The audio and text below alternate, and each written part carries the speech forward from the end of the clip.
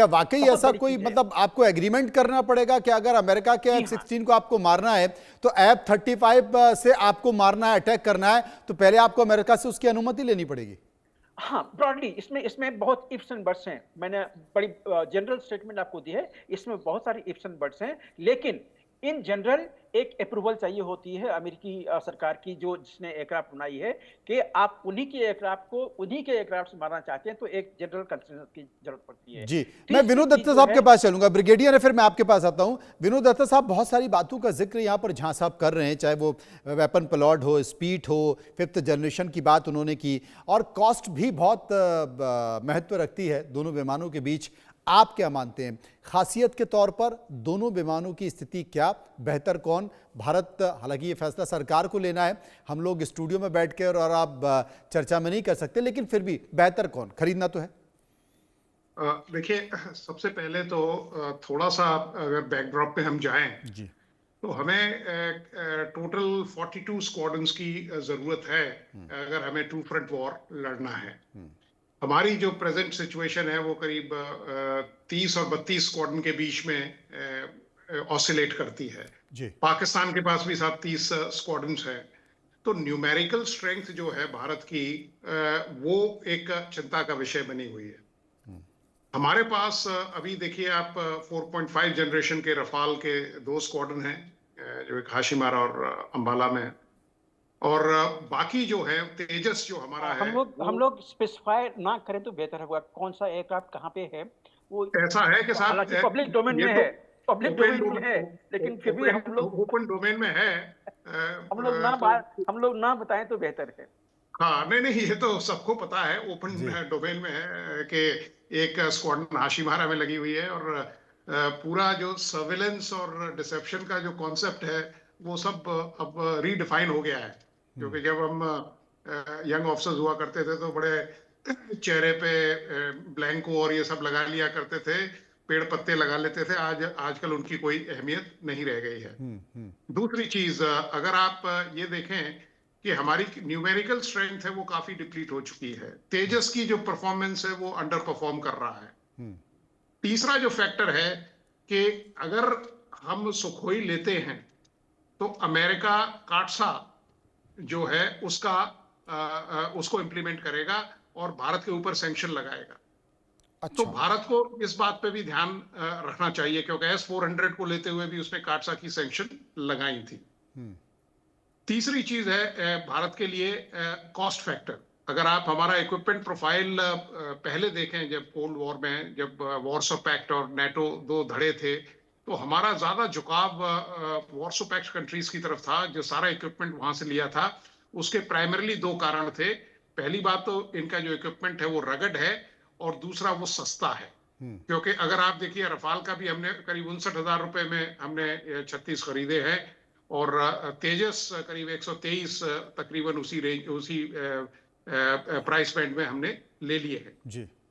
तो भारत जिस तरह से अब GE 414 के तहत TOT का जो जिक्र कर रहा है, तो इसमें यकीनन F-35 एक बेहतर एयरक्राफ्ट है।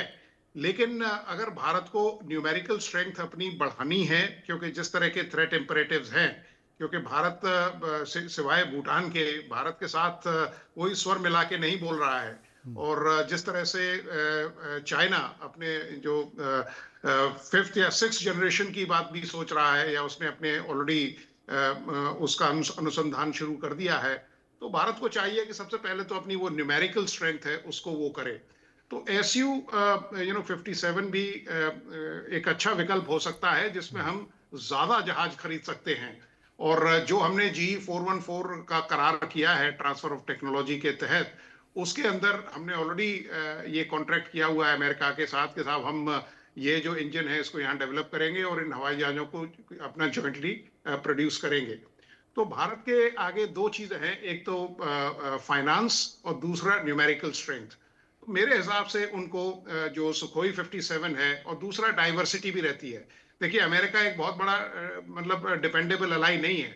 तो अगर आप उसका इक्विपमेंट प्रोफाइल सारा एक कंट्री सेंट्रिक हो जाएगा, तो आपके लिए थोड़ी डाइवर्सिफिकेशन की जरूरत है। हालांकि इंडिजनाइजेशन भारत में काफी जल्दी से अपने पैर पसार रहा है, लेकिन एरोनॉटिकल इंजीनियरिंग में, खासकर फाइटर एयरक्राफ्ट्स में, भारत ने वो तरक्की या वो तवज्जो नहीं दिखाई है जो उसे दिखानी चाहिए थी। तेजस आप देखिए, मैं 1982 में कमीशन हुआ था, उसके थोड़े दिनों बाद ही ये चर्चा में आ गया था कि साहब एक जहाज बनाया जा रहा है, और हमने अपने बूट्स भी हैंग कर दिए। अभी भी वो लिम्बो में ही है, मतलब हालांकि कुछ एयरक्राफ्ट्स इंडक्ट हो चुके हैं। रही बात कैपेबिलिटीज की, तो कैपेबिलिटीज वाइज यकीनन F-35 जो है और अमेरिकन जो इक्विपमेंट है वो ज्यादा रिलायबल है, लेकिन रशिया भी चाहेगा कि अगर नेगोशिएट उससे किया जाए तो उसके पैसे और भी कम कर सकता है, बिकॉज रशिया को पैसों की जरूरत है, रशिया को एक मार्केट की जरूरत और है। जिसका जिक्र क्योंकि ये अब झा साहब कर रहे हैं विनोद दत्ता साहब कि अगर अमेरिका के F-35 को आप लेते हैं तो जो पाकिस्तान के पास अमेरिकी लड़ाकू विमान है उनको मारने से पहले एक बार उसकी ट्रीटी को समझना पड़ेगा, क्या ट्रीटी है, क्या एग्रीमेंट है, आपको परमिशन लेनी पड़ेगी, सरकार से सहमति लेनी पड़ेगी। देखिए, बिल्कुल ठीक है, लेकिन जब ये इस तरह के कॉन्ट्रैक्ट होते हैं तो उसके तहत ये ऑलरेडी एस्पेक्ट्स, क्योंकि पाकिस्तान हमारा एक एडवर्सरी है, और हमारे चाहे कितने अच्छे मधुर संबंध हो जाएं, उस पर यकीन नहीं किया जा सकता। तो अगर हम इस तरह का कोई एयरक्राफ्ट ले रहे हैं और हम अगर अपने एडवर्सरी के खिलाफ उसको इस्तेमाल नहीं कर सकते हैं, तो वो तो फिर कॉस्मेटिक उसकी इंपॉर्टेंस हो गई। तो इन सब चीजों को ध्यान में रखते हुए ये जो क्लॉजेज हैं वो किए जाते हैं। पहले जब एयरक्राफ्ट वगैरह या कोई इक्विपमेंट इंपोर्ट होता था, खासकर अमेरिका के साथ हमने 3 बड़े इंपॉर्टेंट करार किए हैं 2014 से लेके 16 तक, बैका, कॉमकासा और लिमोआ। तो उसके तहत भारत की नजदीकियां काफी हैं, और काफी जो किंग्स थे वो आयरन आउट हुए हैं, क्योंकि जब लिमोआ साइन हो रहा था तो मैं उस कमेटी का मेंबर था और काफी काम उस पे हुआ था मेरे समय में जब मैं सर्विस में था। तो ये सब क्लॉज है, ये एड्रेस किए जाते हैं, बिकॉज अगर आप F-35 ले रहे हैं and if you can't use it against Pakistan, then it is of no use. तो ये सब क्लॉज उसमें ऑलरेडी मेमोरेंडम ऑफ अंडरस्टैंडिंग वगैरह में साइन किए जाते हैं। तो मेरे हिसाब से भारत को, क्योंकि अपनी न्यूमेरिकल स्ट्रेंथ बढ़ानी है, क्योंकि आज अगर पाकिस्तान के पास 30 स्क्वाड्रन्स है, चीन और पाकिस्तान का जो कल्यूजन हो रहा है उसने कई एक्सरसाइज की हैं, क्योंकि उसके जो एयरफील्ड्स हैं वो काफी हाइट पे हैं और उतना पेलोड लेके उड़ नहीं सकते, इसलिए वो पाकिस्तान के जितने एयरफील्ड्स हैं वहां से वो जॉइंट एक्सरसाइज कर रहा है। अगर सिचुएशन आती है कि कोई काइनेटिक ऑपरेशंस में इंडल्ज होता है चाइना और इंडिया, तो यकीनन वो उन जो एयरफील्ड्स है उनको इस्तेमाल करेगा और अपना जो कॉम्बैट पोटेंशियल है उसको बढ़ाएगा। अभी जो उसकी कंडीशन है वो उतनी फेवरेबल नहीं है, क्योंकि वो हाफ पेलोड पे तकरीबन वो टेक ऑफ कर सकते हैं, और हमारी जो एयरफोर्स है वो उसका जो पेलोड वो है, या जो TNT डिलीवरी कंटेंट है वो उससे कहीं ज्यादा है।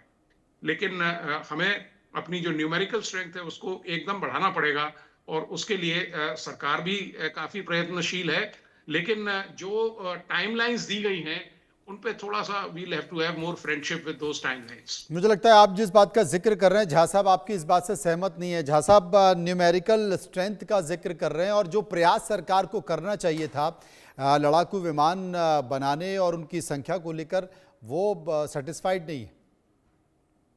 मनोज जी, मेरा 2 जगह में थोड़ा सा ऑब्जेक्शन है। एक तो जो पहले ही मैंने कहा था कि हम लोग किसी जगह का नाम लें कि कौन सी एयरक्राफ्ट कहाँ है, वो तो खैर ब्रॉड है, वो पब्लिक व्यू में है जी। लेकिन अभी इन्होंने एक स्वीपिंग स्टेटमेंट बताया कि LCA परफॉर्म नहीं कर रही है। मेरा थोड़ा सा ऑब्जेक्शन है। ब्रिगेडियर साहब, आप एविएशन बैकग्राउंड से हैं? नहीं, मैंने एविएशन में काम किया है। बस मैं नहीं, फिर मैं रिक्वेस्ट करूंगा कि प्लीज ऐसे स्टेटमेंट ना बनाए, क्योंकि मैं LCA में काम कर चुका हूं, मैंने LCA का सब सिस्टम एक डेवलप किया हुआ है।